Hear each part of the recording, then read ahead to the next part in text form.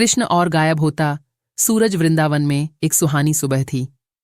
पक्षियों की चहचहाहट और बहती यमुना की मधुर लहरें वातावरण को सुरम्य बना रही थीं। बालकृष्ण अपने सखाओं के साथ गऊ चराने के लिए निकले थे।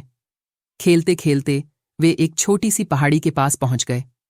वहां अचानक अजीब सी बात हुई। सूरज धीरे धीरे धुंधला होने लगा। अरे, ये क्या हो रहा है? सुदामा चौंक कर बोला। लगता है कोई बादल आ गया है, एक अन्य सखा बोला। पर कृष्ण ने ध्यान से देखा और गंभीरता से कहा, यह कोई साधारण बादल नहीं है, यह तो अंधकार का जाल है। धीरे धीरे सूरज पूरा गायब हो गया। अंधेरा दिन में ही छा गया। पक्षी चुप हो गए, पेड़ पौधे मुरझा गए और गायें घबराकर रंभाने लगीं। सभी सखा डर गए। कृष्णा, अब क्या होगा?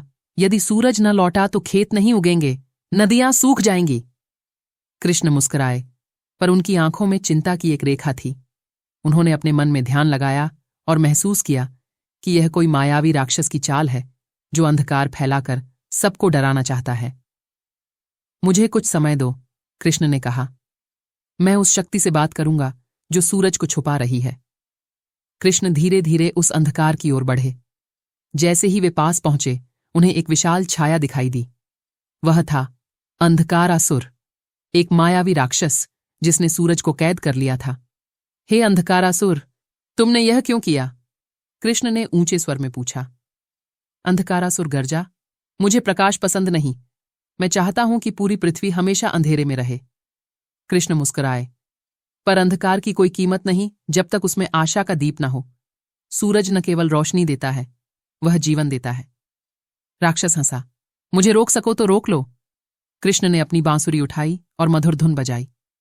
वह धुन इतनी दिव्य थी कि अंधकार के भीतर छुपी अच्छाई भी जाग उठी। अंधकारासुर की आंखों में आंसू आ गए।